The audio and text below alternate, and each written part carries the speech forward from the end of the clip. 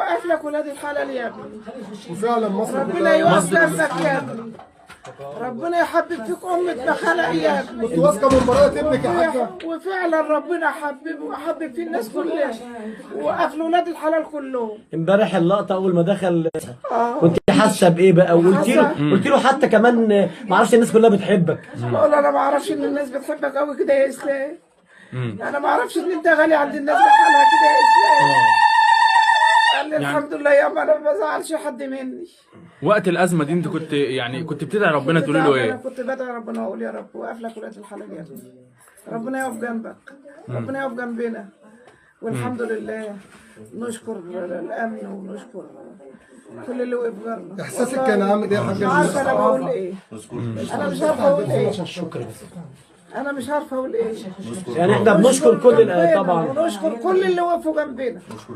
قلت له يعني وصيتي قعدتوا مع بعض قلت له ايه؟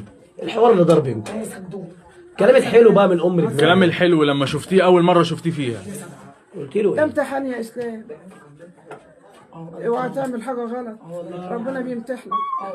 اوعى تعمل حاجه غلط، وان كنت خدتها ما تعملهاش تاني. قال لي والله ما خدتها، والله ما خدتها. هو النيابه طيب. برأته الحمد لله. الحمد لله. والدنيا كلها برأته يعني. والله ما حصل.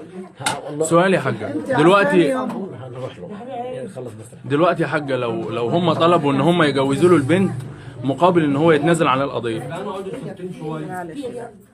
معلش مش هتوافق مش هيرضى. وهو مش هيرضى. انت مبسوطه يا حاجه؟ انا فرحانه بابني وبراءه ابني والناس اللي وقفت جنب ابني وحب الناس في ابني. انا شايف الجيران كلها مبسوطه والدنيا كمان ان كرامه اسلام اتربت قدام العالم كله. مش وقالوا اهل البلد كمان عاملين له زفه، عاملين له استقبال حلو. كرامة الإسلام مش هتترد إلا لما ياخدوا حكم. كرامة الإسلام مش هتترد إلا لما ياخدوا حكم. تمام.